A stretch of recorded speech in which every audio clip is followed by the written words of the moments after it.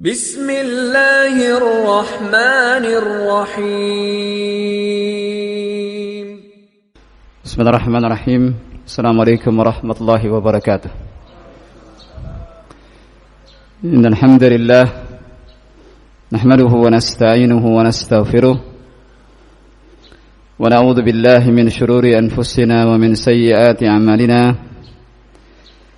Man yahdihillahu fala mudilla lahu wa may yudlil fala hadiya lahu. Wa asyhadu an la ilaha illallah wahdahu la syarika lahu wa asyhadu anna Muhammadan 'abduhu wa rasuluhu la nabiyya ba'dahu. يا أيها الذين آمنوا اتقوا الله حق تقاته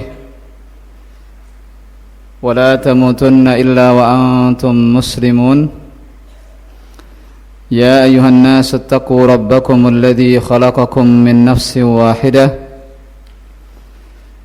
وخلق منها زوجها وبث منهما رجالا كثيرا ونساء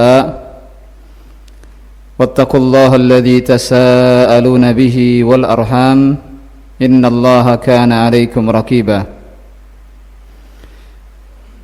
يا أيها الذين آمنوا اتقوا الله وقولوا قولا سديدا يصلح لكم أعمالكم ويغفر لكم ذنوبكم ومن يطع الله ورسوله فقد فاز فوزا عظيما. أما بعد فإن أصدق الحديث كتاب الله وخير الهدي هدي محمد صلى الله عليه وسلم وشر الأمور محدثاتها وكل محدثة بدعة وكل بدعة ضلالة وكل ضلالة في النار. معاشر الإخوة wal akhwat, kaum muslimin dan muslimat rahimani wa rahimakumullahu jami'an. Jamaah Masjid Jannatul Firdaus yang saya muliakan, alhamdulillah senantiasa kita bersyukur kepada Allah Subhanahu wa taala atas segala karunia dan nikmat yang senantiasa Allah Subhanahu wa taala karuniakan kepada kita semua. Dan alhamdulillah pada kesempatan pagi ini Allah Subhanahu wa taala mengizinkan kita untuk bertemu kembali, melanjutkan kembali pembahasan kitab Thalathatul Usul atau Al-Usulul Thalathah, tiga landasan utama yang ditulis oleh Al-Imam Muhammad Ibn Abdul Wahhab At-Tamimi rahimahullah. Dan alhamdulillah kita sudah membahas al-aslul awal, pondasi yang pertama, yakni mengenal Allah Azza wa Jal, mengenal siapa Rabb kita. Kemudian disusul dengan pembahasan al-aslul tsani, pondasi yang kedua, ma'rifatu dinil Islam bil adillah, mengenal agama Islam dengan dalil. Dan alhamdulillah kita sudah membahas sampai ke pembahasan tentang arkanul Islam, rukun-rukun Islam, baik syahadat, salat, puasa, zakat dan haji. Dan hari ini insyaallah kita akan masuk ke pembahasan tentang al-martabatus tsaniyah, tingkatan kedua daripada tingkatan Islam, yakni al-iman, tentang makna al-iman dan rukun-rukun daripada al-iman dan cabang-cabang daripada iman itu sendiri. Sedikit kita mengulang apa yang sudah kita bahas sebelumnya, bahwa penulis Al-Imam Muhammad Ibn Abdul Wahhab At-Tamimi membagi tingkatan Islam menjadi tiga. Yang pertama adalah al-Islam, kemudian al-iman, dan yang ketiga adalah al-ihsan. Dan ini berdasarkan hadis yang sangat masyhur dengan nama hadis Jibril alaihissalam, yang sudah pernah kita bacakan hadisnya di beberapa pertemuan yang lalu. bahwa Nabi SAW ditanya oleh seorang laki-laki yang tidak dikenal oleh para sahabat, berambut sangat hitam dan berbaju sangat putih, kemudian bertanya kepada Rasulullah SAW tentang beberapa perkara, di antaranya bertanya tentang Islam, iman, ihsan, dan yang keempat tentang hari kiamat dan tanda-tandanya. Ketiga tingkatan ini pernah kita analogikan seperti adanya 3 lingkaran. Lingkaran yang pertama, lingkaran yang sangat besar, lingkaran al-Islam, di mana setiap kita masuk ke dalam lingkaran tersebut. Bahkan orang-orang munafik yang mengucapkan syahadat, kemudian dia melaksanakan syiar-syiar Islam seperti salat, zakat, puasa dan seterusnya, walaupun hatinya membenci Islam dan pura-pura masuk ke dalam Islam, maka zahirnya kita masukkan ke dalam lingkaran al-Islam, diperlakukan sama seperti kaum muslimin. Adapun hatinya diserahkan kepada Allah Subhanahu wa taala. Kemudian di dalam lingkaran al-Islam ada lingkaran lagi yang lebih kecil lagi, namanya lingkaran al-iman. Maka Bapak bisa lihat semakin berkurang orang yang ada dalam lingkaran yang kedua. Kemudian di dalam lingkaran al-iman ada lagi lingkaran yang paling kecil, lingkaran al-ihsan. Dan jumlahnya tentu saja semakin sedikit sekali. Dan al-ihsan sebagaimana kata Nabi SAW, an ta'budallaha ka'annaka tarahu fa illam takun tarahu fa innahu yarak. Engkau beribadah kepada Allah Subhanahu wa taala seakan-akan engkau melihat Allah, dan kalau engkau tidak bisa melihat Allah maka ketahuilah bahwa Allah melihatmu. Pada kesempatan pagi yang berbahagia ini, ma'asyiral ikhwah, kaum muslimin dan muslimat, saudara-saudaraku seiman yang saya cintai karena Allah, kita akan membahas tingkatan yang kedua, yakni al-iman. Apa maknanya, kemudian apa saja rukun-rukunnya dan apa saja cabang-cabangnya. Penulis mengatakan al-iman wa huwa bid'un wa sab'una syu'bah, fa'alaha qawlu la ilaha illallah wa adnaha imatatul adha 'anit tariq wal haya'u syu'batun minal iman. Kata penulis, tingkatan yang kedua adalah al-iman. Dan al-iman mempunyai kurang lebih 37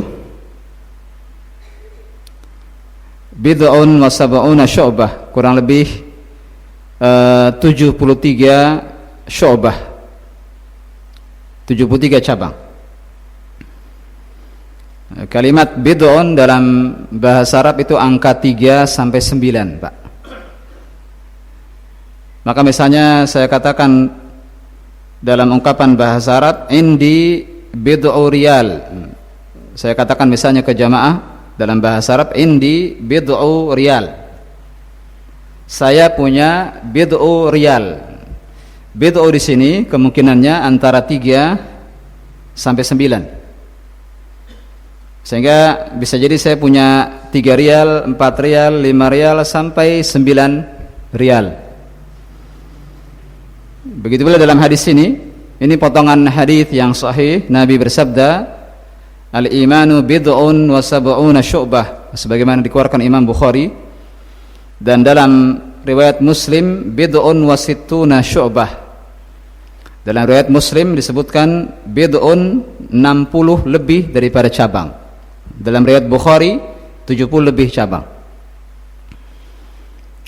Yang 70 di sini maksudnya mulai 73 sampai 79. Ini angka yang biasa digunakan dalam bahasa Arab. Al-iman, ma'asyiral ikhwah, al-iman dari segi bahasa artinya at-tasdiq, mempercayai, meyakini. Sebagaimana firman Allah Subhanahu wa taala dalam surat Yusuf alaihissalam, ketika Allah Subhanahu wa taala menceritakan tentang makar yang dilakukan saudara-saudara Yusuf kepada Yusuf alaihissalam, sampai kepada tahap mereka melemparkan Yusuf alaihissalam ke dalam sumur.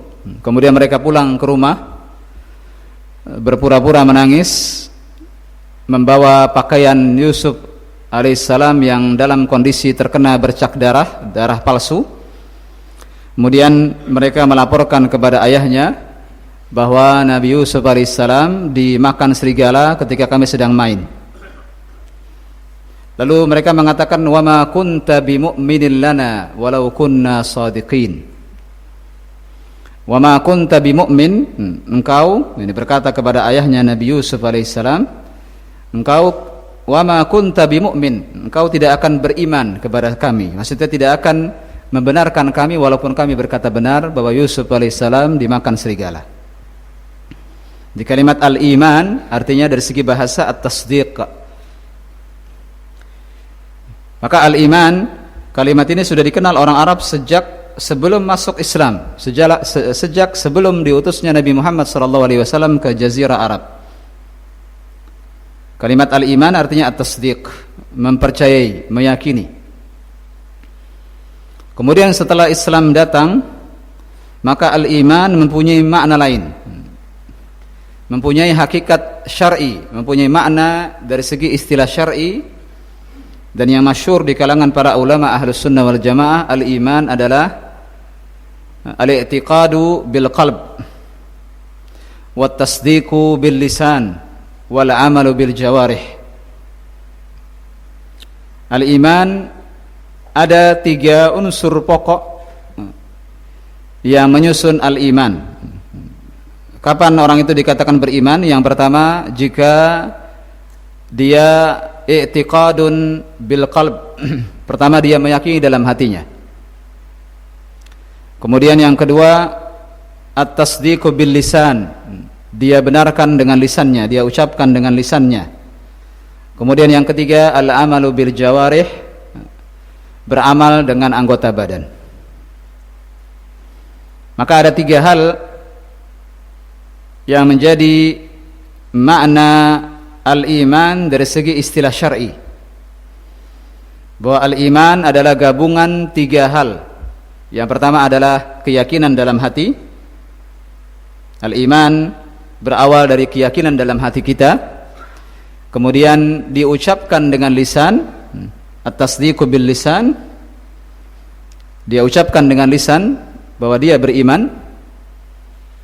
Dan yang ketiga adalah al-amalu bil jawarih, beramal dengan anggota badan. Jadi iman harus diyakini dalam hati. Kemudian keyakinan ini melahirkan ucapan dengan lisannya. Maka tidak dikatakan orang beriman orang-orang munafik yang lisannya mengucapkan syahadat tapi hatinya tidak meyakini syahadat yang dia ucapkan. Sebagaimana yang Allah Subhanahu wa taala gambarkan dalam awal-awal surat Al-Munafiqun. Allah Subhanahu wa taala berfirman, "Idza ja'akal munafiquna qalu nashhadu innaka la rasulullah. Wallahu ya'lamu innaka la rasuluh. Wallahu yashhadu innal munafiqina lakadzibun."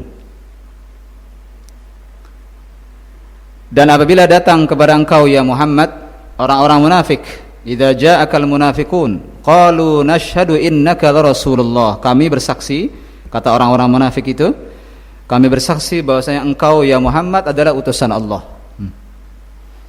Wallahu ya'lamu innaka la rasuluh, dan Allah Maha tahu engkau adalah rasulnya. Wallahu yashhadu innal munafiqina lakadzibun, dan Allah bersaksi bahwa orang-orang munafik itu berdusta.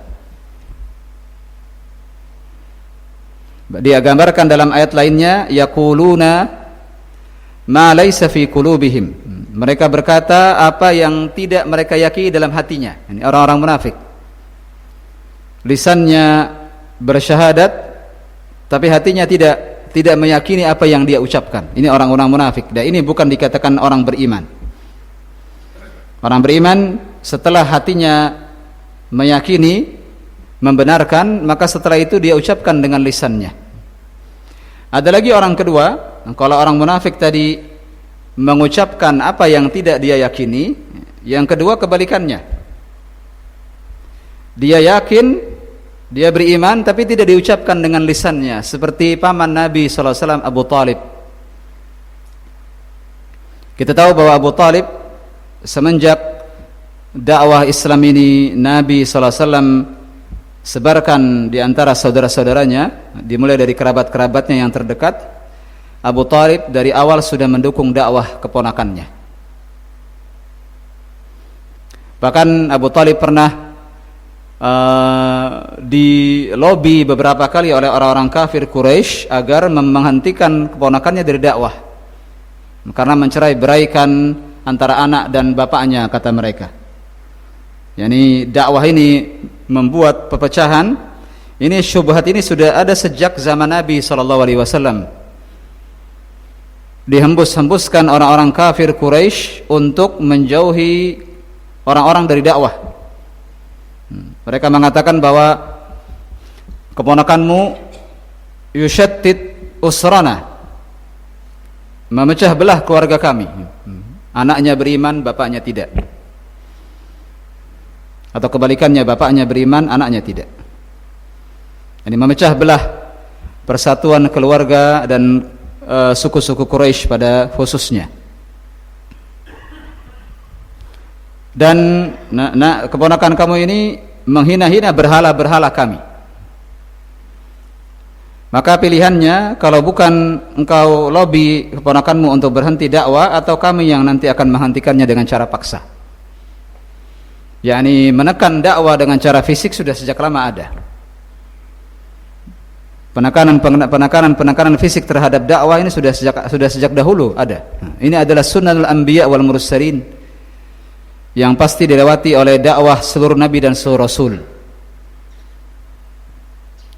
Maka perkataan yang masyhur yang diucapkan Nabi Muhammad SAW kepada pamannya ketika pamannya berbicara bahwa telah datang kepada saya orang-orang kafir Quraisy minta agar kamu berhenti berdakwah, maka perkataannya yang sangat masyhur, sabda Nabi SAW yang sangat masyhur kepada pamannya, ya am, wahai pamanku, kalau mereka meletakkan matahari di tangan kananku dan bulan di tangan kiriku agar aku menghentikan dakwah ini, maka aku tidak akan lakukan. Dan pamannya mendukungnya. Ini pamannya meyakini kebenaran apa yang dibawa keponakannya. Tapi lihat bagaimana akhir hidupnya, bagaimana Abu Talib ketika diajak Nabi SAW untuk mengucapkan la ilaha illallah. Abu Jahal yang waktu itu ada di sisi Abu Talib sebelum Nabi Muhammad datang, ketika Abu Talib sedang sakaratul maut, dan ada dua orang kafir Quraisy lainnya, ada tiga kafir Quraisy yang datang waktu itu bersama Nabi menjenguk Abu Talib dalam kondisi sakaratul maut. Nabi SAW mengajak pamannya untuk mengucapkan la ilaha illallah, tapi tiga orang ini berkali-kali mengatakan kepada Abu Talib, atarghabu an millati Abdul Muttalib? Apakah engkau benci dengan agama Abdul Muttalib? Siapa Abdul Muttalib, Pak? Siapa Abdul Muttalib? Bapaknya Abu Talib. Ini diingatkan dengan nenek moyangnya.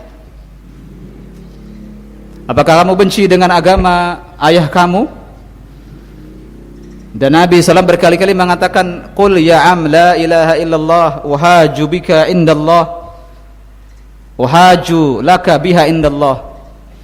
Wahai pamanku, katakan la ilaha illallah, dengannya nanti aku akan membelamu di depan Allah Subhanahu wa taala. Tapi aba an yaqula la ilaha illallah, beliau enggan mengucapkan la ilaha illallah, lalu mati dalam kondisi belum mengucapkan. Tapi hatinya beriman, tapi tidak diucapkan, maka ini bukan iman. Yang diucapkan tapi tidak diyakini dalam hati bukan iman, seperti orang-orang munafik. Kebalikannya, dia yakini dalam hatinya tapi tidak diucapkan dengan lisan, juga bukan iman. Maka iman itu harus ada dua hal ini, diyakini dalam hati, kemudian diucapkan dengan lisannya, dan yang ketiga, setelah dia yakini kemudian dia ucapkan dengan lisan, seperti seseorang misalnya bersyahadat dan meyakini apa yang dia ucapkan dari syahadat ini. Kemudian yang ketiga, konsekuensi berikutnya adalah al-amalu bil jawarih, beramal dengan anggota badan. Dia harus melaksanakan ketaatan-ketaatan dan meninggalkan apa-apa saja yang diharamkan oleh Allah Subhanahu wa taala. Ini konsekuensi daripada iman.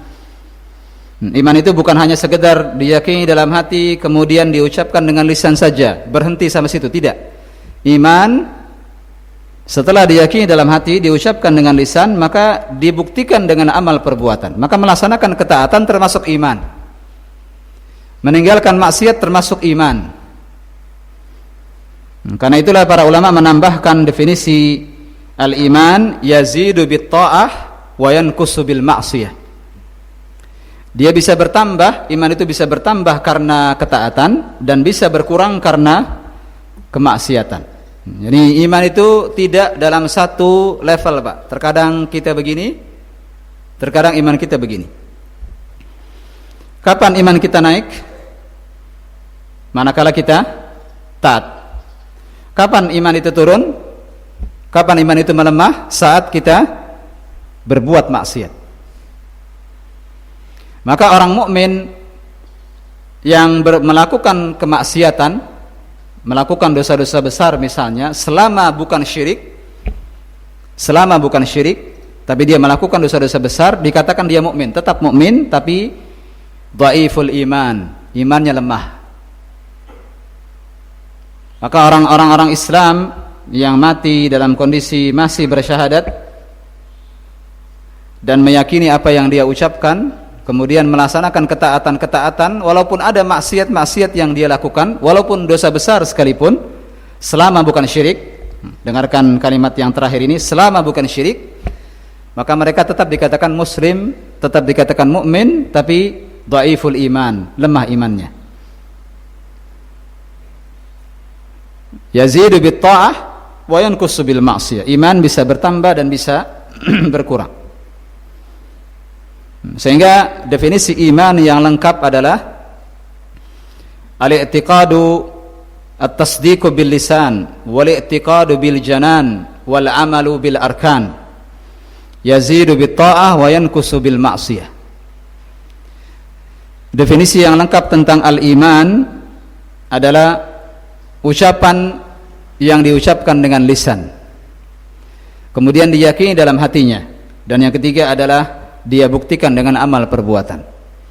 Bisa bertambah karena ketaatan dan bisa berkurang karena kemaksiatan. Ma'asyiral ikhwah rahimani wa rahimakumullahu jami'an. Kemudian ketahuilah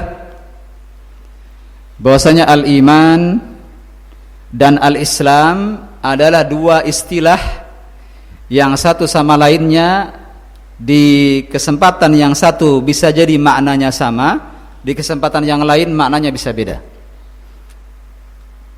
Saya ulang, kalimat al-iman dan al-islam, dua istilah ini terkadang maknanya satu sama lainnya sama. Namun terkadang di tempat lain, di kondisi lain, al-iman dan al-islam maknanya berbeda. Kedua kata ini dalam kondisi tertentu dia maknanya sama. Al-iman adalah al-islam, Islam adalah al-iman. Tapi di sisi lain terkadang kita temukan iman dan Islam maknanya beda. Kata para ulama, dua kalimat ini idza ijtama'a iftaraqa wa idza iftaraqa ijtama'a. Apa maksud kaidah ini? Kaidah ini mengatakan dua kata ini idza ijtama'a, dua kata ini, dua istilah ini, al-iman dan al-islam, jika berkumpul dalam satu redaksi. Jadi misalnya ada satu redaksi ayat menyebutkan al-iman dan menyebutkan al-islam di satu redaksi ayat, atau sebuah hadis menyebutkan al-iman dan al-islam dalam satu hadis, maka maknanya beda. Maka dua istilah ini maknanya beda. Al-islam terkait dengan amalan-amalan zahir, al-iman terkait dengan amalan-amalan hati, keyakinan. Apa kata Nabi SAW dalam hadis Jibril ketika ditanya oleh malaikat Jibril yang datang waktu itu menyerupai laki-laki yang berambut sangat hitam, berbaju sangat putih? Apa kata Nabi ketika ditentang apa itu Islam? Nabi bersabda, Islam adalah yang sekarang kita kenal dengan rukun-rukun Islam. Syahadat, salat, puasa, zakat, haji. Lihat, amalan-amalan zahir. Ketika Nabi ditanya tentang al-iman, masih dalam satu redaksi hadis, masih dalam satu peristiwa. Apa kata Nabi tentang al-iman? Yang sekarang kita kenal dengan rukun-rukun iman. Beriman kepada Allah wa malaikatihi wa kutubihi wa rusulihi wal yaumil akhir wa tu'mina bil qadri khairihi wa syarri. Idza ijtama'a iftaraqa. Dua kalimat ini, iman dan Islam, ketika berkumpul dalam satu hadis disebutkan bergandengan, maka al-Islam artinya lain, al-iman artinya lain. Al-Islam artinya syahadat, salat, puasa, zakat, haji, amalan-amalan zahir. Al-iman berarti keyakinan dalam hati berupa iman kepada Allah, malaikat-malaikatnya, kitab-kitabnya, para rasulnya, beriman kepada hari akhir dan beriman kepada takdir yang baik maupun yang buruk. Paham, Pak? Ini kondisi ba'da subuh, terkadang kondusif, sekarang tidak. Kondusif kalau Masya Allah barang kita segar. Tidak kondusif kalau tadi malam kita habis begadang, Pak. Pagi ini sebagian jamaah terlihat letih sekali. Mungkin ke depan kita bagikan teh kali, Pak, ya, teh hangat masing-masing ini, Masya Allah. Kalau boleh saya minum tehnya, Pak, nggak masalah, Pak, ya. Bismillah.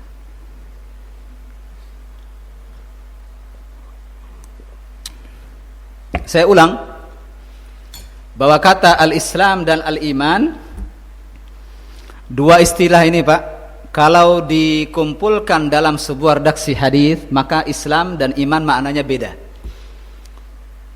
Islam, apa tadi Islam, Pak? Ketika Nabi menjawab tentang pertanyaan apa itu Islam, Nabi menjawab dengan yang sekarang kita kenal dengan rukun-rukun Islam, syahadat, salat, puasa, zakat, haji, amalan-amalan badan, amalan-amalan zahir. Tapi ketika berbicara tentang iman, apa kata Nabi?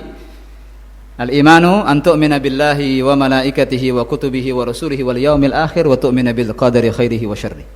Iman kepada Allah, malaikat-malaikatnya, kitab-kitabnya, para rasulnya. Ini masalah keyakinan dalam hati. Islam amalan-amalan zahir, iman amalan-amalan hati, keyakinan.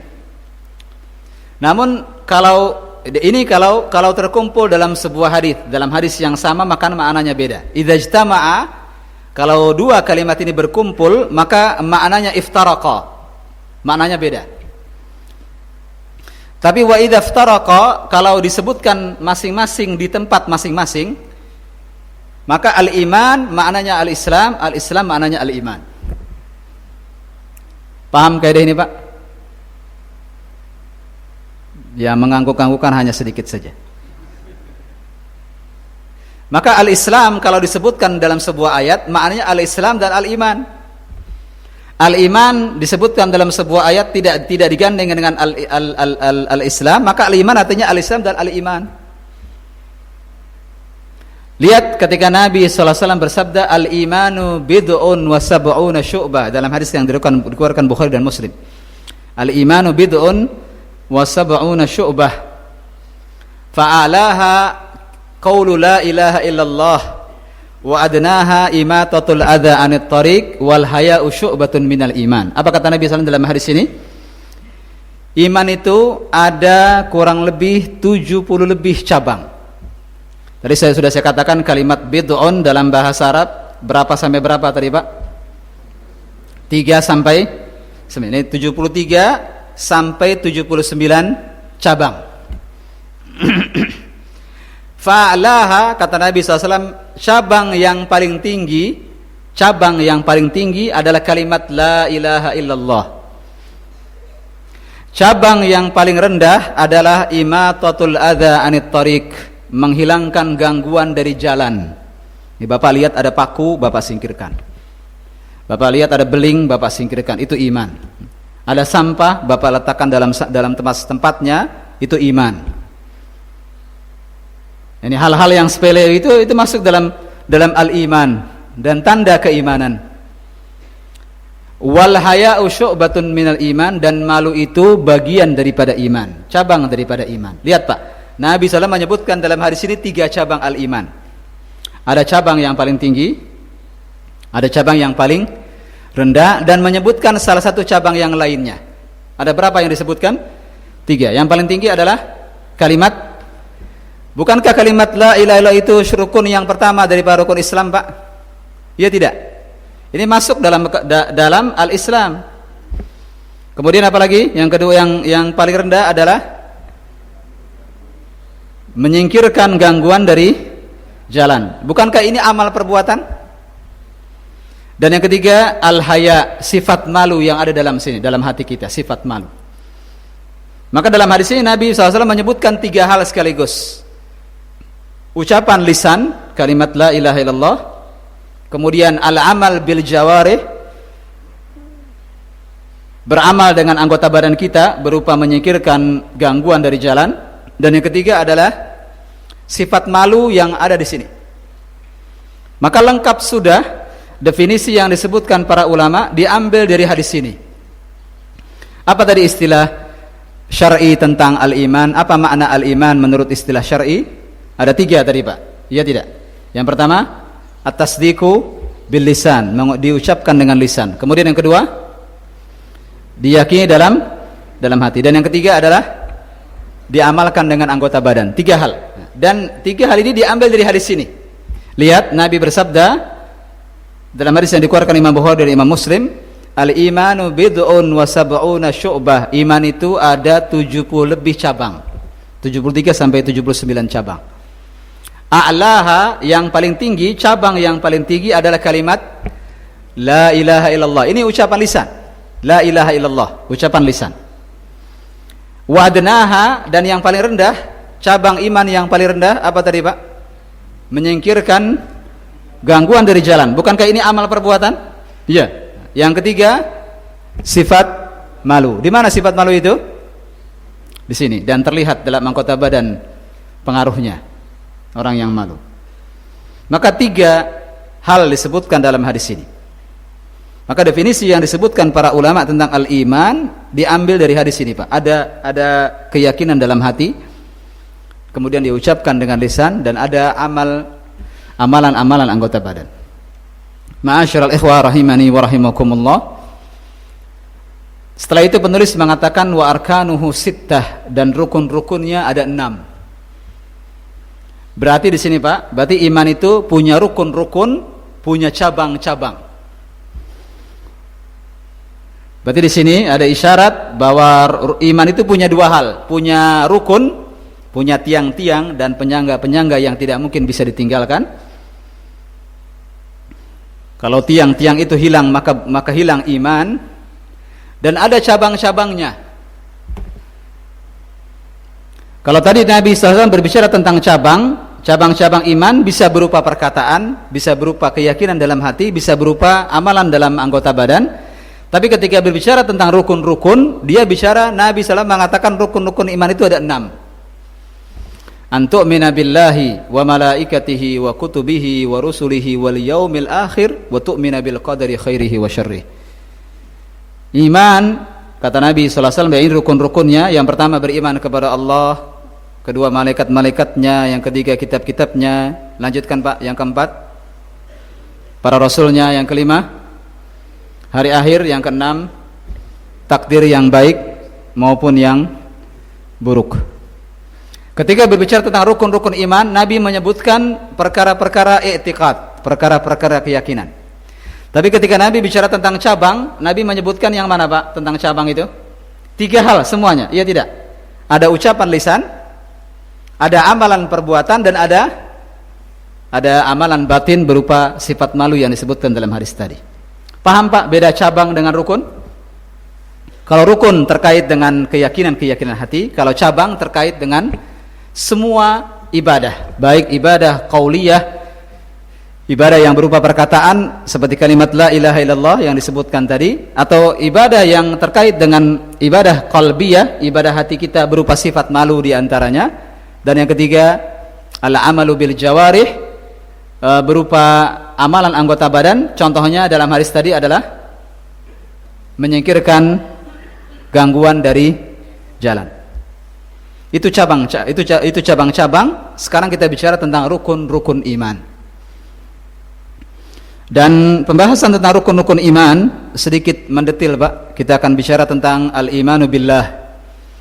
Bagaimana beriman kepada Allah, bagaimana beriman kepada malaikat-malaikatnya, kitab-kitabnya, para rasulnya, hari kiamat, dan takdir yang baik maupun yang buruk. Dan izinkan saya pada kesempatan pagi ini mencukupkan pembahasan rukun iman yang pertama, al-imanu billahi ta'ala. Dan nanti insyaallah di pertemuan berikutnya kita akan bicara rukun-rukun iman yang berikutnya. Al-imanu billah disebutkan oleh Syekh Muhammad ibn Shalih Al-Utsaimin, yatadhammanu arba'atu umur.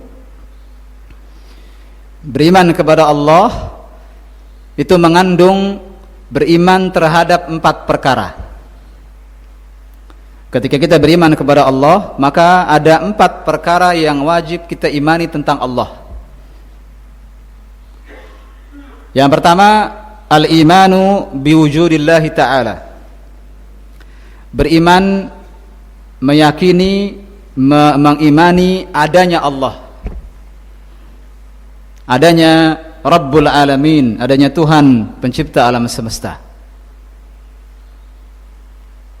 Meyakini bahwa Allah ada, meyakini bahwa alam semesta ini tidaklah diciptakan dengan sendirinya, tidaklah berjalan dengan sendirinya. Kita meyakini bahwa adanya Rabbul Alamin, adanya pencipta alam semesta ini, pengatur alam semesta ini, dan raja penguasa alam semesta ini.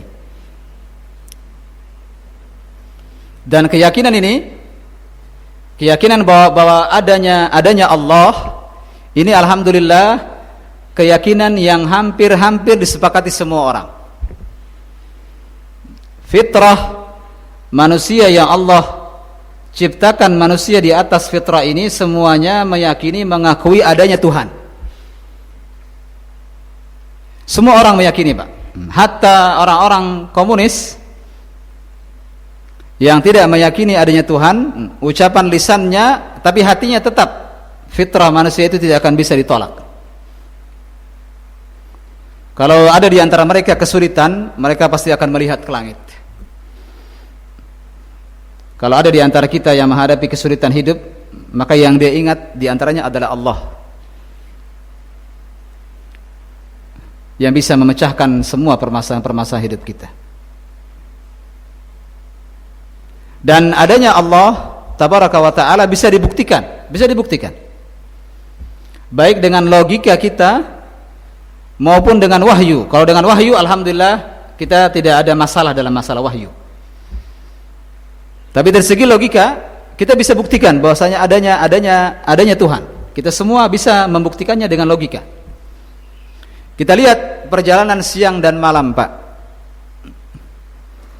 Kita lihat bumi yang berputar, baik di rotasinya maupun di lintasannya, berputar begini maupun berputar begini. Adanya hari, pergantian bulan, peredaran matahari, kemudian sistem tata surya kita yang sekarang alhamdulillah sudah mulai diketahui sedikit demi sedikit, walaupun tidak banyak yang kita ketahui tentang alam semesta luar angkasa, tapi mulai terungkap sedikit demi sedikit, sampai kepada tahap kita tidak tahu betapa luasnya alam semesta ini.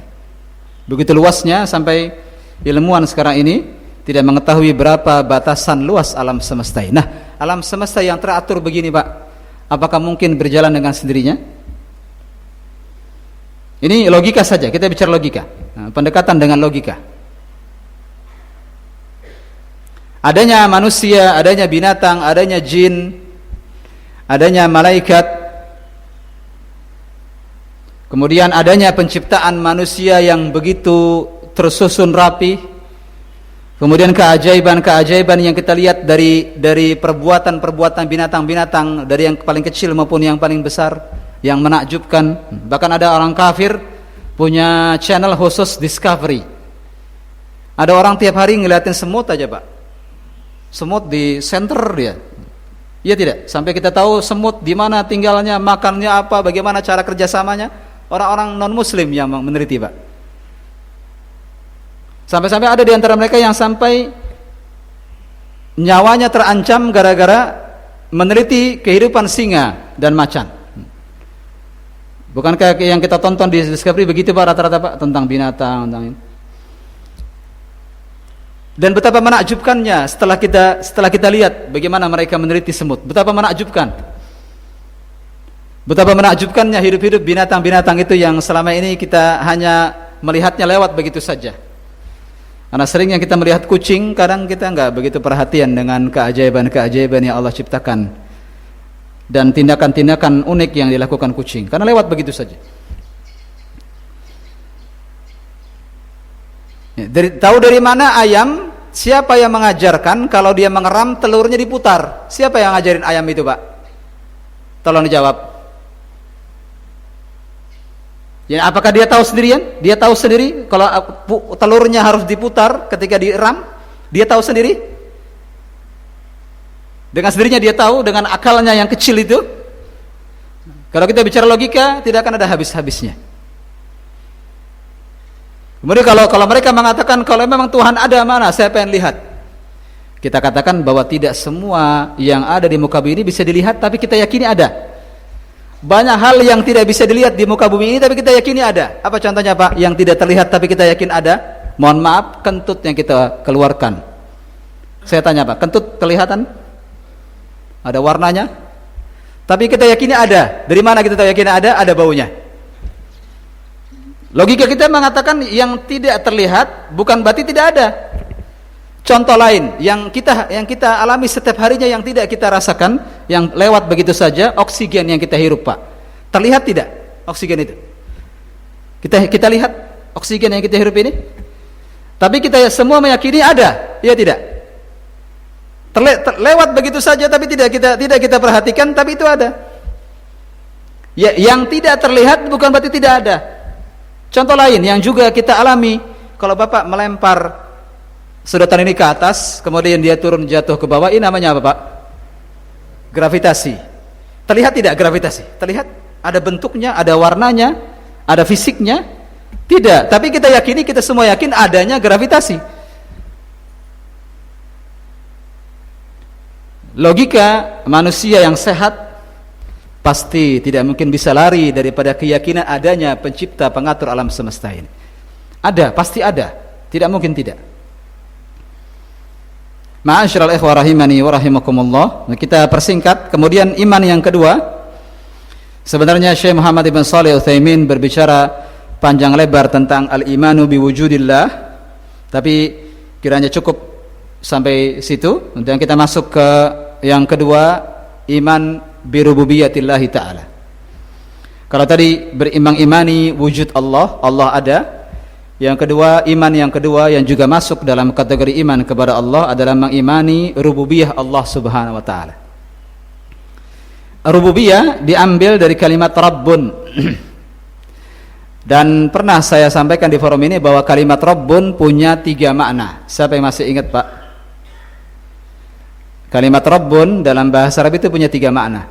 Ada yang masih ingat, Pak? Atau sudah lewat semua? Kalimat Rabbun berarti yang pertama Al-Khaliq. Apa arti Al-Khaliq? Pencipta. Kemudian kalimat Rabbun, makna kedua dari kalimat Rabbun adalah Al-Malik, penguasa, raja. Dan yang ketiga, Rabbun berarti Al-Mudabbir, yang mengatur, yang mengurus, yang memelihara. 3 makna. Sehingga ketika kita membaca ayat kedua daripada Al-Fatihah misalnya, ketika kita mengatakan Alhamdulillahi Rabbil Alamin, apa artinya? Segala puji bagi Allah, Rabb semesta alam. Apa maksud Rabb di sini? Ada 3 tadi. Yang pertama apa tadi, Pak? Pencipta alam semesta.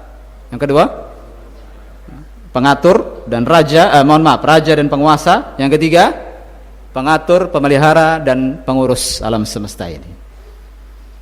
Dan lagi-lagi yang kedua ini juga sama-sama disepakati setiap orang. Semua orang Islam sepakat yang kedua ini.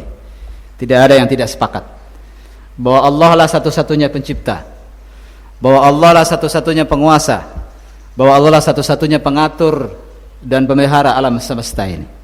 Itu sama-sama disepakati. Dan itu pun tidak perlu banyak bicara tentang hal ini. Al-Quran penuh dengan rububiyah Allah subhanahu wa ta'ala. Hadis-hadis Nabi sallallahu alaihi wasallam penuh dengan rububiyah Allah Subhanahu wa taala. Dan kalimat rububiyah ini sering dikaitkan dengan doa. Bapak tahu doa yang biasa kita gunakan rata-rata menggunakan kalimat Rabbun, Rabbana atau Rabbi. Apa contohnya? Contohnya apa doa yang kita kenal dengan doa sapu jagat? Rabbana atina fid dunya hasanah wa fil akhirati hasanah wa qina. Pakai Rabb. Doa kepada orang tua. Rabbana ighfir lana wa liwalidayna. Pakai Rabb, Rabbana. Doa, 3 doa yang disebutkan di akhir-akhir surat Al-Baqarah. Akhir-akhir surat Al-Baqarah. Rabbana la tu'akhidna in nasina aw akhtana. Lagi-lagi Rabbana wala tahmil alaina isran kama hamaltahu ala alladziina min qablina. Lagi-lagi yang ketiga, Rabbana wala tuhammilna ma la taqata lana. Rabb. Doa Nabi Ibrahim alaihissalam agar diberikan anak saleh. Rabbi habli minas salihin. Doa kita untuk para sahabat al-muhajirin wal ansar disebutkan dalam surat Al-Hasyr atau Al-Mumtahanah.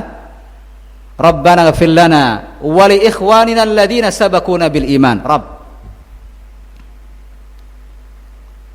Doa agar Allah Subhanahu wa taala menjadikan istri dan anak-anak kita sebagai penyejuk mata kita, hiburan kita di rumah, bukan sebagai neraka kita di rumah.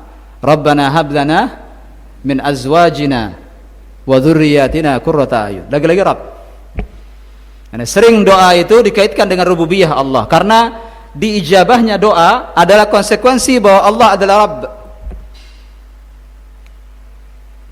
Dan alhamdulillah, beriman kepada rububiyah Allah, mengimani bahwa Allah satu-satunya pencipta, satu-satunya penguasa, satu-satunya pemelihara dan pengatur alam semesta ini disepakati setiap muslim, alhamdulillah.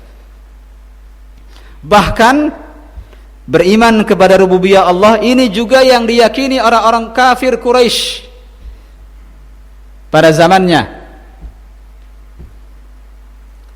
Allah Subhanahu wa taala menyebutkan dalam banyak ayat, di antaranya disebutkan misalnya dalam surat Luqman, akhir-akhir surat Luqman, Allah Subhanahu wa taala berfirman, "Qul," katakanlah ya Muhammad, "wala in sa'altahum man khalaqas samawati wal arda la yaqulunna Allah." Katakanlah ya Muhammad kepada mereka, wala in sa'altahum, kalau engkau bertanya kepada mereka, yakni orang-orang musyrik jahiliyah, man khalaqas samawati wal ard, siapakah yang menciptakan langit dan bumi, la yaqulunna Allah, mereka pasti mengatakan Allah. Ini kalimat Allah sudah dikenal sejak zaman jahiliyah sebelum diutusnya Nabi sallallahu alaihi wasallam. Bahkan iblis laknatullahi alaih meyakini bahwa Allah adalah Rabb, adalah pencipta. Apa kata iblis laknatullahi alaih ketika diperintahkan untuk sujud kepada Adam tapi tidak mau? Apa kata iblis? Ana, diabadikan dalam Al-Quran, ana khairun minhu, saya lebih baik darinya. Khalaqtani, lihat perkataannya yang diabadikan Allah dalam Al-Quran. Khalaqtani min nar, engkau menciptakan aku dari api dan engkau menciptakan dia dari tanah. Berarti iblis meyakini bahwa Allah apa Pak? Pencipta. Kalau iman kepada Allah berhenti di poin kedua ini saja, lalu kita dikatakan sudah bertauhid, berarti tauhid kita tidak jauh beda dengan tauhid siapa? Nah, Bapak yang bilang Pak ya, bukan saya yang bilang. Lihat, beriman kepada rububiyah ini bukan hal yang diperselisihkan. Bahkan kita dan iblis sama-sama sepakat. Kalau iman hanya cukup sampai 2 ini saja selesai, berarti apa bedanya kita dengan imannya iblis? Apa bedanya kita dengan imannya orang-orang musyrik jahiliyah? Tidak berhenti di situ, harus ada iman yang ketiga dan keempat. Yang ketiga, dan ini yang membedakan kita dengan iblis dan membedakan kita dengan orang-orang jahiliyah pada zamannya adalah al-imanu bil uluhiyah. Beriman terhadap uluhiyah Allah. Kalimat uluhiyah diambil dari kalimat ilah. Uluhiyah sifatnya. Apa arti ilah? Dan ini yang kita ucapkan manakala kita syahadat. Bagaimana ketika kita syahadat, Pak? Asyhadu alla ilaha illallah. Ilah kita menyebut. Aku bersaksi bahwasanya tidak ada ilah Tidak ada yang berhak disembah. Kalimat al-ilah artinya al-ma'bud, yang disembah, diibadahi. La ilaha illallah, tidak ada ilah, tidak ada yang berhak disembah, tidak ada yang berhak diibadahi illallah, kecuali Allah. Kalimat ini yang tidak dikatakan iblis, dan kalimat ini yang tidak dikatakan oleh masyarakat jahiliyah. Wa idza qila lahum la ilaha illallah yastakbirun, disebutkan dalam sebuah ayat, kalau dikatakan kepada mereka, kepada orang-orang jahiliyah, musyrik jahiliyah dari kalangan orang Arab waktu itu, kalau dikatakan kepada mereka, katakan la ilaha illallah, mereka yastakbirun, mereka menyombongkan dirinya. Karena mereka tahu bahwa kalimat la ilaha illallah menjadikan Allah satu-satunya yang berhak disembah dan diibadahi. Maka konsekuensinya mereka harus meninggalkan Lata wal Uzza, berhala-berhala mereka, Al-Lata, Al-Uzza, Al-Manat, Al-Hubal. Itu konsekuensi daripada kalimat la ilaha illallah, dan mereka tidak mau itu. Dan itu yang membedakan kita dengan orang-orang musyrik jahiliyah. Dan itu yang membedakan kita dengan iblis. Iblis ketika disuruh sujud tidak mau. Tidak mau melaksanakan perintah Allah, dan itu berarti menunjukkan bahwa dia tidak mau beribadah. Sedangkan kita mengatakan asyhadu an la ilaha illallah, aku bersaksi bahwasanya tidak ada ilah, tidak ada yang berhak disembah illallah, kecuali Allah saja.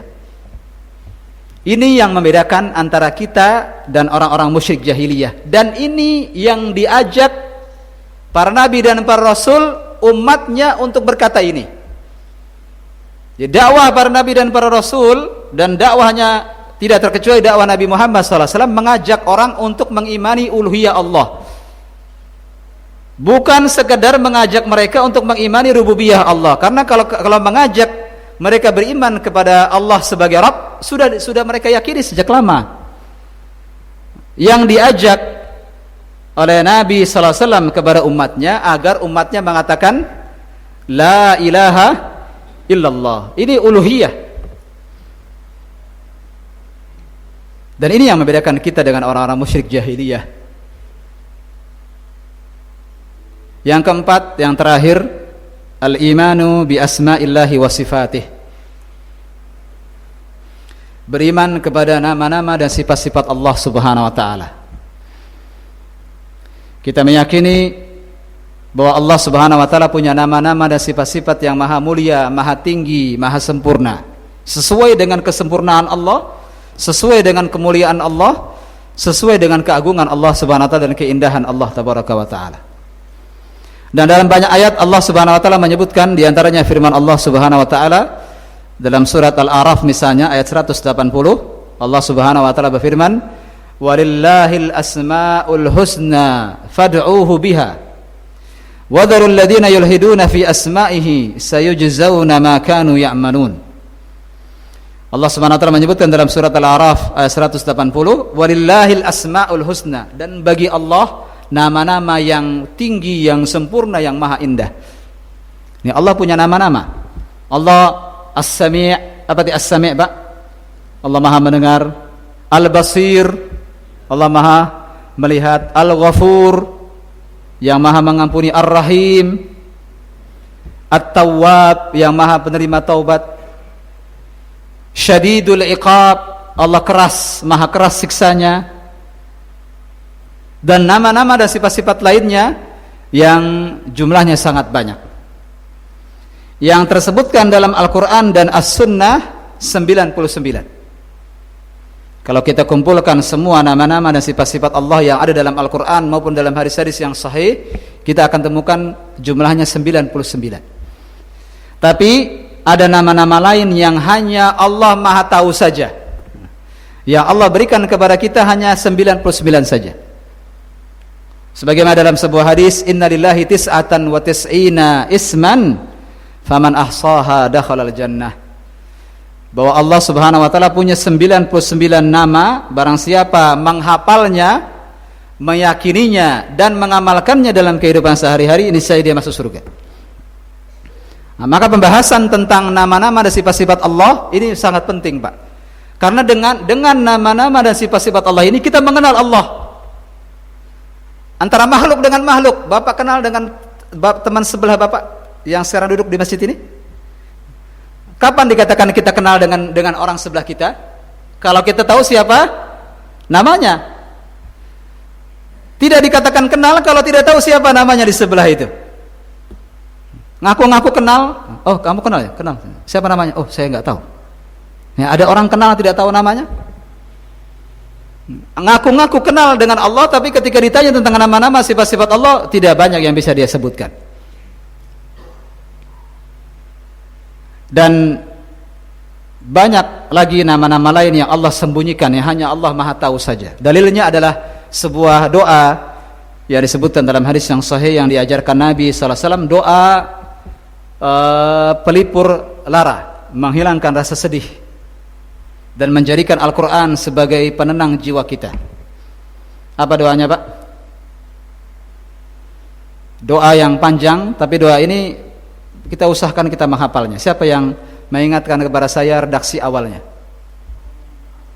Allahumma inni abduk, ibnu abdik, ibnu amatik, nasiyati biyadik, madin fiyya hukmuk, adlun fiyya qada'uk, as'aluka bikulli ismin huwa lak, sammaita bihi nafsak, aw anzaltahu fi kitabik, aw 'allamtahu ahadan min khalqik, aw ista'tharta bihi fi ilmil ghaibi indak, anta ja'alal qur'ana rabi'a qalbi wa nura sadri wa jalaa'a husni wa dhahaba hammi wa ghammi.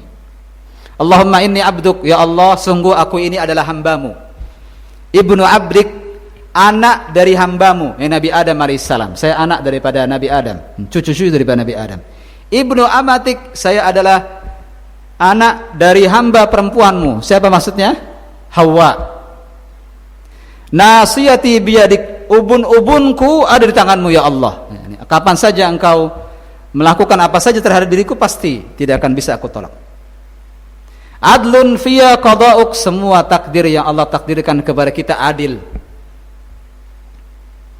Dan seterusnya dan seterusnya sampai ke kalimat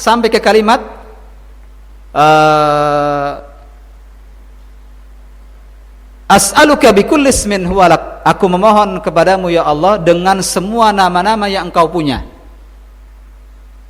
As'aluka bikulli ismin huwa lak, sammaita bihi nafsak, yang engkau sebutkan baik dalam Al-Qur'an, au anzaltahu fi kitabik, disebutkan diturunkan dalam Al-Qur'an, au ahadan min khalqik, atau disebutkan oleh salah satu daripada makhlukmu, ya Nabi Muhammad SAW maksudnya, au ista'tharta bihi fi ilmil ghaibi indak, atau ada dengan nama yang hanya engkau tahu saja ilmunya tentang nama-nama itu. Jadi ada nama-nama lain yang tidak Allah Subhanahu wa taala berikan kepada manusia. Yang ada hanya yang kita ketahui hanya 99. Yang lainnya banyak yang tidak kita ketahui, yang hanya Allah punya ilmunya. Kiranya ini yang bisa kita sampaikan pada kesempatan pagi yang berbahagia ini. Beriman kepada Allah Subhanahu wa taala. Ada 4 perkara yang masuk dalam kategori iman kepada Allah. Yang pertama, iman kepada wujud Allah. Yang kedua, beriman kepada rububiyah Allah. Yang ketiga, beriman kepada uluhiyah Allah. Yang keempat, beriman kepada nama-nama dan sifat-sifat Allah Subhanahu wa taala. Kiranya demikian yang bisa kita sampaikan. Insyaallah di pertemuan berikutnya akan kita bahas rukun-rukun iman yang berikutnya. Beriman kepada malaikat-malaikatnya, kitab-kitabnya, para rasulnya, hari kiamat, dan takdir yang baik maupun yang buruk insyaallah. Yang benar datang dari Allah Subhanahu wa taala, dan yang salah datang dari saya dan dari syaitan. Dan saya mohon ampun kepada atas segala kesalahan. Ustaz, bagaimana dengan pembatasan nama-nama Allah dalam sifat 20? Sementara yang kita kenal nama-nama Allah ada 99 nama dan sifat-sifatnya. Ya, masyhur di negeri kita ini ada sifat 20. Dan masyhur nasid-nasid yang terkait dengan nama-nama itu. Namun pendapat yang paling kuat, pendapat yang benar yang merupakan akidah Ahlussunnah wal Jamaah semenjak dahulu kala sampai sekarang dan sampai nanti hari kiamat, bahwa Nabi sallallahu alaihi wasallam bersabda, innalillahi tis'atan wa tis'ina asman, Allah punya 99 nama. Maka kalau Nabi sudah mengatakan bahwa Allah punya 99 nama, maka sami'na wa ata'na, kita dengar dan kita taat, kita imani sebagaimana yang telah diajarkan Nabi sallallahu alaihi wasallam. Adapun yang tidak mempunyai dalil, maka tidak kita gubris dan tidak kita katakan itu adalah apa yang dibawa oleh Nabi sallallahu alaihi wasallam. Wallahu a'lam bissawab. Ada lagi Pak? Ya, silakan Pak. Waalaikumsalam warahmatullahi wabarakatuh. Silakan Pak. Ya.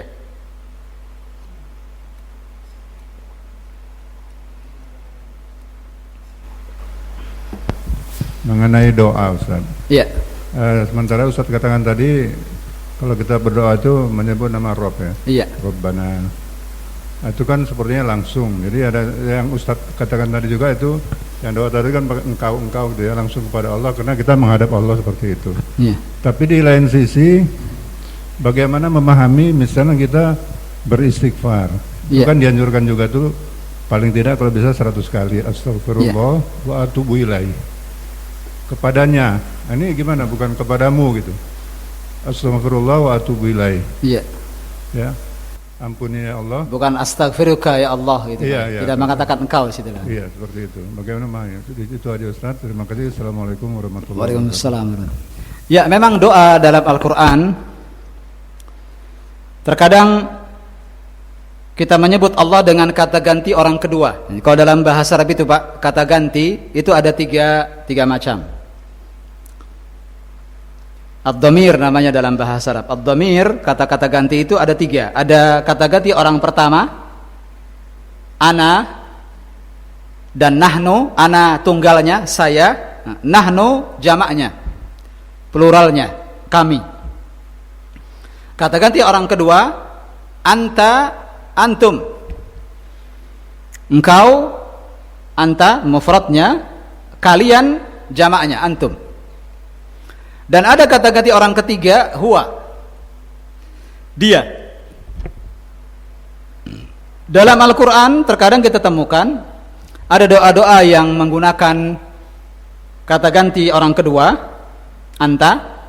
Seperti misalnya doa tadi Bapak menyebutkan istighfar, astaghfirullah wa atubu ilaih. Ini kata ganti orang keberapa? Artinya apa astaghfirullah? Aku memohon ampun kepada Allah. Seakan-akan ini orang yang ketiga.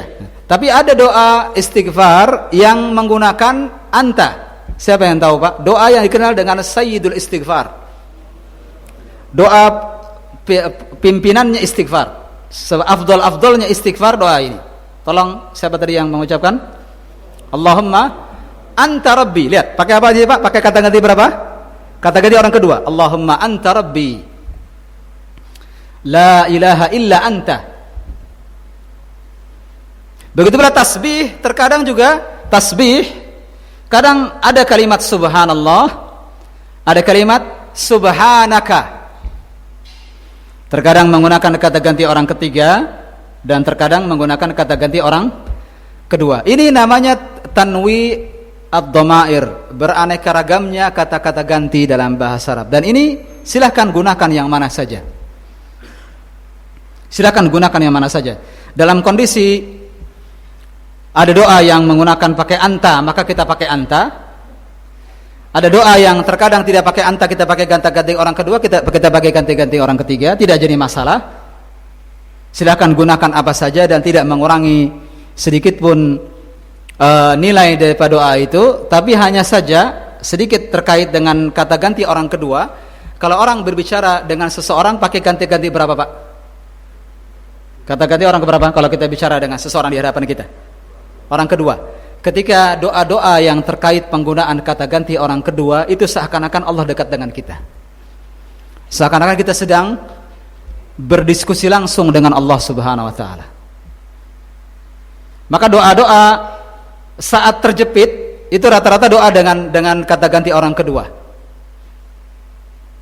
Rata-rata doa yang sedang terjepit, orang-orang sedang terjepit itu rata-rata dengan kata ganti orang kedua. Contoh, apa doa Nabi Yunus alaihissalam ketika dalam perut ikan paus? Penderitaan yang 3 kegelapan yang dia rasakan Pak.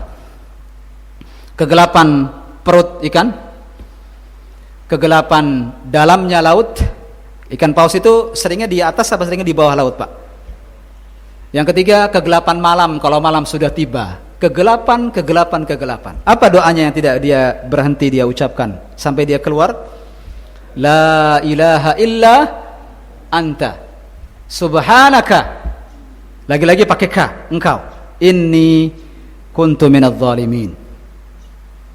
La ilaha illa anta. Tidak ada ilah, tidak ada Tuhan yang berhak disembah kecuali engkau ya Allah. Pakai engkau, pakai kata ganti orang kedua di sini. Subhanaka, maha suci engkau ya Allah. Inni kuntu minadh dhalimin, sungguh saya orang zalim. Sedikit terkait dengan kalimat inni kuntu minadh dhalimin. Ada doa. Ini isyarat adab doa adalah pengakuan terhadap Allah terhadap dosa-dosa yang kita lakukan. Doa Sayyidul Istighfar yang tadi saya sebutkan, Allahumma anta rabbi. Pertama pakai kata ganti orang kedua, engkau. Allahumma anta rabbi, ya Allah engkaulah Rabbku. Dan tadi sudah kita sebutkan kalimat Rabb punya 3 makna. Lanjutkan Pak. Allahumma anta rabbi, la ilaha illa anta, khalaqtani. Lagi-lagi pakai anta, engkau menciptakan aku. Wa ana abduka, dan aku adalah hambamu. Lagi-lagi pakai kata ganti orang kedua. Sampai di kalimat Allahumma abu'u laka bi ni'matika alayya wa abu'u bi dambi. Aku kembali kepada engkau ya Allah dengan membawa nikmat-nikmatmu, dan aku kembali kepada engkau ya Allah dengan membawa dosa-dosaku. Lihat, pengakuan terhadap dosa. Maka penggunaan kata ganti orang kedua dan kata ganti orang ketiga, maka kita gunakan sesuai dengan kondisinya masing-masing. Kalau memang disebutkan dalam sebuah ayat, sebuah doa menggunakan kata ganti orang ketiga, maka kita pakai kata ganti orang ketiga. Tapi kalau dalam ayat, dalam sebuah hadis diajarkan oleh Nabi menggunakan kata ganti orang kedua, kita gunakan kata ganti orang kedua. Dan tadi sudah saya sebutkan, biasanya penggunaan kata ganti orang kedua saat kapan biasanya? Saat genting. Seperti yang dilakukan Nabi Yunus, dan contoh lainnya adalah doa Sayyidul Istighfar. Doa pimpinan istighfar yang dibaca manakala kita berbuat dosa kepada Allah Subhanahu wa taala. Sehingga perubahan-perubahan kata-kata ganti ini terkadang ada rahasia-rahasia yang tidak kita ketahui, Pak. Tapi di antara yang disebutkan oleh para ulama tafsir ketika menjelaskan perubahan dhamir, perubahan kata ganti dari huwa tiba-tiba menjadi anta, ini diantara hikmahnya adalah kalau kita menggunakan anta, seakan-akan bagaimana tadi penjelasannya? Seakan-akan Allah Subhanahu wa taala sedang langsung berdiskusi dengan kita, Allah dekat dengan kita. Maka doa ketika sujud, doa ketika ruku, ada yang pakai kata ganti orang kedua, ada yang pakai kata ganti orang ketiga. Tidak jadi masalah, gunakan yang mana saja selama itu tersebutkan, gunakan. Namun hakikat perubahan tadi terkadang ada yang kita ketahui, terkadang ada yang tidak kita ketahui. Hanya Allah yang Maha tahu saja bagaimana perubahan-perubahan kata ganti itu. Contoh lain Pak yang juga namanya dalam bahasa Arab al-iltifat, perubahan tiba-tiba, al-iltifat. Contoh, kalau yang satu ini yang akan saya sebutkan bukan perubahan kata ganti, tapi perubahan orang yang memerintahkan. Contoh dalam surat Luqman, ketika nasihat Luqman kepada anaknya, di awal-awal nasihat Luqman kepada anaknya, ya bunayya la tusyrik billah inna syirka la dzulmun azim. Kemudian ayat berikutnya tentang apa Pak? Tentang berbakti kepada orang tua. Awalnya Luqman yang menasihati anaknya tiba-tiba berubah menjadi kami. Wa wassaynal insana biwalidayhi. Tiba-tiba berubah, sesungguhnya kami wasiatkan kepada manusia untuk berbakti kepada orang tuanya. Padahal tadi yang bicara siapa tadi Pak? Luqman. Wahai anakku, jangan engkau menyekutukan Allah. Seharusnya setelah itu, wahai anakku, berbaktilah kepada orang tua. Seharusnya begitu. Tapi kalimatnya berubah. Wa wassaynal insan. Tiba-tiba kata gantinya berubah. Siapa yang sekarang yang seakan-akan menasihati? Allah tabaraka wa ta'ala. Wa wassaynal insan. Dan kalau Bapak baca tafsir, banyak penjelasan-penjelasan menakjubkan dari para ulama. Tadabbur ayat, tadabbur Al-Qur'an. Di antara penjelasan para ulama tentang perubahan tiba-tiba jadi kami, jadi Allah yang mewasiatkan.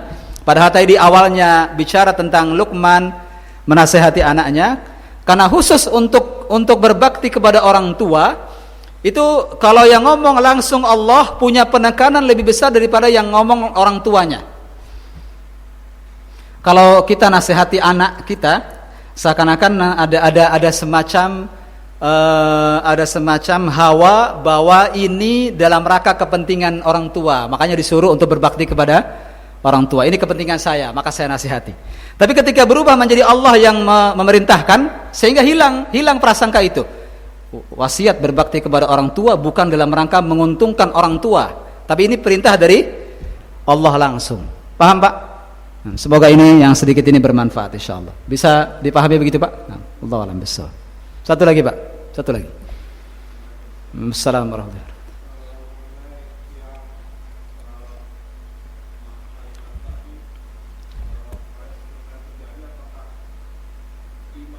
wabarakatuh. Tolong pakai mic, Pak. Ya. Mengenai apakah yang terjadi sebenarnya adalah iman berkurang karena maksiat, ataukah maksiat yang terjadi karena berkurangnya iman, Ustaz? Ya, maksud berturun di sini maksudnya melemah. Oh, ya, iman bisa bertambah, yakni bertambah kuat maksudnya, menguat. Berkurang di sini maksudnya melemah. Ya, maksudnya pada saat di kehidupan ini sebenarnya yang terjadi di kehidupan ini apakah iman kita berkurang karena melakukan maksiat, ataukah maksiat itu terjadi karena berkurangnya iman? Mana yang umumnya? Bisa dua-duanya, Pak. Awalnya bisa jadi karena kita yang melakukannya sehingga berpengaruh ke iman, sehingga iman melemah. Lalu biasanya kalau iman sudah melemah, maksiat yang satu akan menarik maksiat yang lain, maka bertambah melemah. Contoh, orang merampok, Pak. Orang merampok biasanya bagaimana gaya hidupnya? Apa dosa-dosa lain yang dia kumpulkan? Orang yang biasa merampok ini, hatinya keras. Orang yang suka kekerasan, hatinya menunjukkan hatinya keras. Lalu biasanya bagaimana orang merampok? Setelah dia merampok, uangnya untuk apa biasanya? Biasanya kita bicara yang normal. Kita bukan bicara Robin Hood misalnya. Robin Hood merampok untuk orang miskin, bukan. Kita bicara orang umumnya. Orang merampok setelah itu minum-minuman, melacur, ya tidak, berjudi, ya. Maksiat. Awalnya bisa jadi karena faktor luar, sehingga berpengaruh ke imannya. Awalnya faktor luar. Apa biasanya, Pak? Faktor luar apa yang biasanya membuat kita berbuat maksiat? Teman buruk. Awalnya teman buruk. Awalnya iman kita nggak ada masalah. Tapi karena kita sering berinteraksi dengan orang-orang yang lemah imannya, akhirnya apa? Anak-anak kita kena rokok dari siapa, Pak? Dari siapa? Orang lain. Mohon maaf, kalau bukan dari temannya, dari orang tuanya. Kita jujur saja. Bolos sekolah dari siapa? Yang ngajarin siapa yang bolos sekolah itu? Orang tuanya di rumah berpesan, "Nak, bolos sekolah nggak apa-apa." Ada yang berpesan begitu? Tidak. Dulu saya ketika SMP itu, Pak, mau berangkat sekolah, sama-sama naik truk. Dulu kita punya gaya-gayaan orang, sampai sekarang pun masih, namanya BM, apa istilahnya BM pada zaman sekarang ini. Naik truk, rencana mau turun di Rawa Panjang, terus mau ke SMP 2, tiba-tiba ditarik. Udah ikut saya ke Jatinegara. Jadi bolos. Ketagihan, besoknya, main lagi ke Jatinegara. Semua narkoba, awalnya siapa? Narkoba itu teman buruk. Awalnya faktor luar sehingga membuat iman kita lemah. Akhirnya kemudian setelah dia tidak ada, sama seperti setan. Awalnya setan, tapi setelah kita terbiasa, setan pergi pun kita terus begitu. Akhirnya awalnya faktor luar sehingga melemahkan iman. Setelah imannya lemah, ditinggal sama setan, dia tetap bermaksiat. Akhirnya melemah sampai tingkatan misalnya hilang iman itu. Paham, Pak?